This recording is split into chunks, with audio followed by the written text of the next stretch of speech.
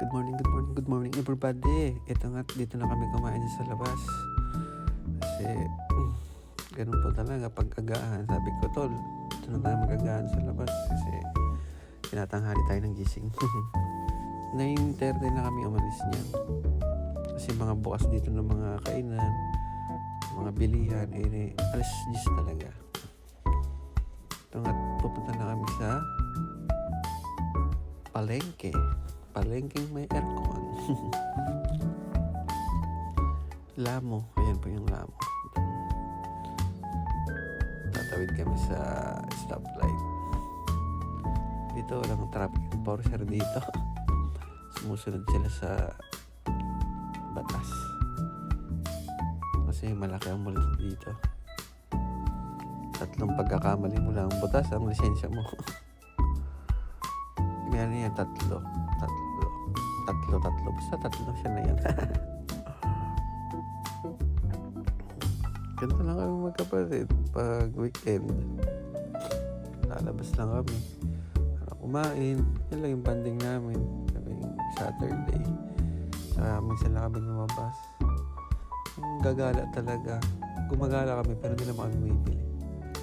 Katulad nun, last year, January lang kami gumala.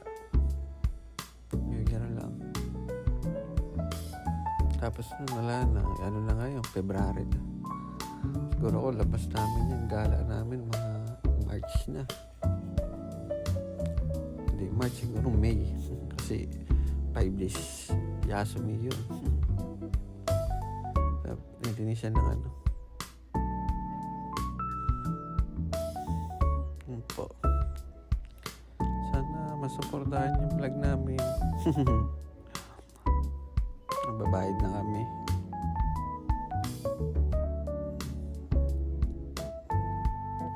Dapat pa namin sa loto. Alam niyo na, baka manalo. Gawin namin Pinas. Isa naman nakakuha ng 2 number. Mahirap din talaga. Hindi rin basta tuloy-tuloy lang. Hindi naman masama mangarap. Diba? Kasi kung titipirin natin yung pangarap, nangangarap ka na titipirin mo pa. Huwag na, diba? Tuloy-tuloy lang. Kapatid ko, si Billy.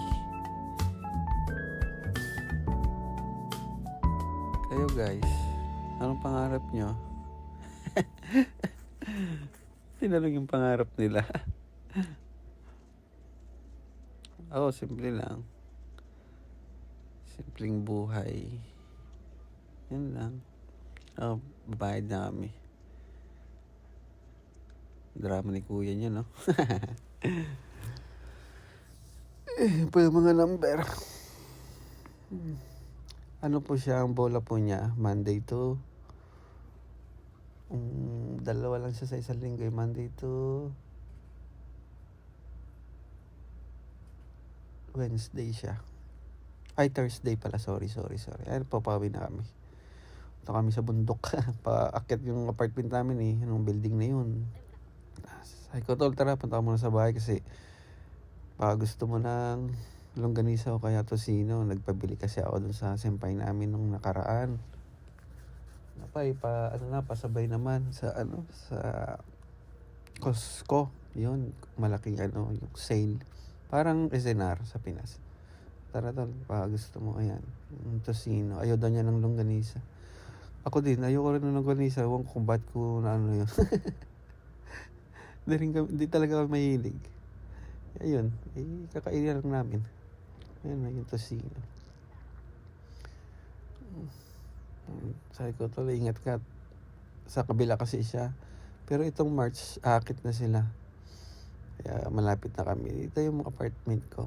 Apartment namin pala. Dito lahat ng Pilipino inaakit na kasi makapasaway sa baba.